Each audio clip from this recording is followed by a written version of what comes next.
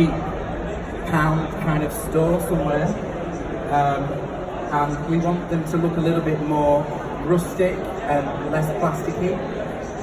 We've all had these pots in our gardens at some point. The pots that I do in my tutorial lived in my garden for a while, and they were a bit ugly really, and I decided to upcycle them with paint to give them just a new life. Generally, I give things a new life that looks like, as we was talking, an older life. But for me, those look far nicer than modern plastic looks, especially on something on a plant pot. So, going back to Nick, he's now working on a terracotta pot, so you can work from plastic to terracotta or paint over anything.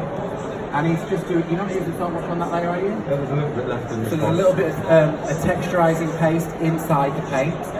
He's adding some sort of texture to the pot. So when he does a colour wash of paint over the top, it will grab in all of those indentations or little flaws that he's put into the pot.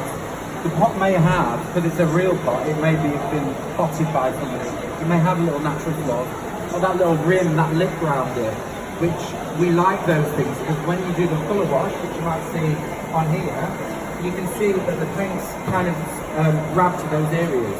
And that's what makes, I mean, when you look at natural rust, it'll trickle down and it'll sit in an area, and it's that real orangey stuff that sits in the area. So it's just faking a look of rust or verdigris, marble. All of these things are natural patiners, so I love real natural patiners. I look at nature for inspiration, and then I think of how can I teach somebody how to do that, and I put it into my academy, and then people around the world are painting Jonathon techniques.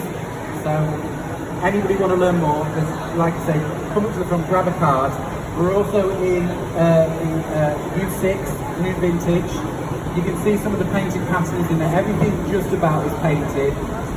The leather chair that you see in the entrance, it is fabric. Everybody thinks it's leather. It's a paint finish. You're very welcome to lift the chair pad up and have a look on the underneath, just so it proves to you that it's fabric. It was almost like this fabric of my apron, quite a taut cotton mix, and I painted over it. Oh, there's one here, there's one right here. So I'm talking about it, and there's one existing here. So this is not leather, it's fabric. I don't know if I can pull this one off. Let's show everybody. Hang on. It's a tight fit. Do you want me to hold it? Got a pin in the back as well. That's it. Oh, that's right. Hang on, there's a pin. I need this screwdriver. Something's flying at you. It's okay. Hang on.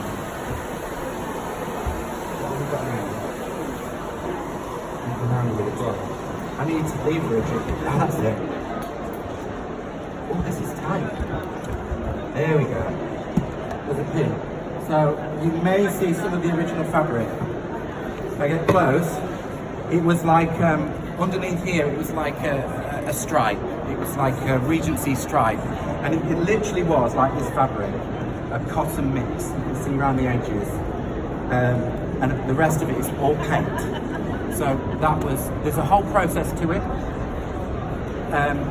I released this 3 years ago and never told anybody how I did it. And in 2 weeks' time, this goes live on my academy. So I've decided to show the world what goes into turning a fabric chair into a leather chair. And it is a decorative finish. I wouldn't paint your grandma's sofa.